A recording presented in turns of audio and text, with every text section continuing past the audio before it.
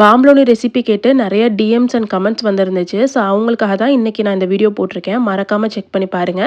ரெசிபியோட மெஷர்மென்ட் எல்லாமே கமெண்ட்ல குடுத்துருக்கேன். செக் பண்ணிக்கோங்க. ஈஸ்ட் எப்பயுமே ஆக்டிவேட் பண்ணதுக்கு அப்புறமே நீங்க மாவுல ஆட் பண்ணுங்க. அதான் ஒரு சேஃபஸ்ட் மெத்தடும் உங்களுக்கு. பாம்ப்ளோனி அண்ட் டோனட்ஸ்க்கு நம்ம வந்து மில்க் பவுடர் வந்து ஆட் பண்ணி பண்ணும்போது பயங்கர டேஸ்ட் இருக்கும். ஸோ அது வந்து உங்களுக்கு நல்ல ஒரு டெக்ஸ்சர் அண்ட் டேஸ்ட் வந்து குடுக்கும். கண்டிப்பா நெக்ஸ்ட் டைம் நீங்க பண்ணும்போது ட்ரை பண்ணுங்க. அதே மாரி பட்டர் வந்து யூஸ் பண்ணுங்க. அதுதான் உங்களுக்கு இன்னும் நல்லா டேஸ்ட் அண்ட் டெக்ஸ்சர் வந்து குடுக்கும். உங்களோட டோ ரெடி ஆயிடுச்சு அப்படின்னு கண்டுபிடிக்கிறதுக்கு விண்டோ பென் டெஸ்ட் பண்ணி பாருங்க. ஸோ இந்த மாரி நீங்க வந்து மாவ வந்து ஸ்ட்ரெச் பண்ணும்போது ஒரு லைட் பாஸ் ஆகுற மாரி இருக்கணும். அதுதான் பெர்ஃபெக்ட்டான கன்சிஸ்டன்சி.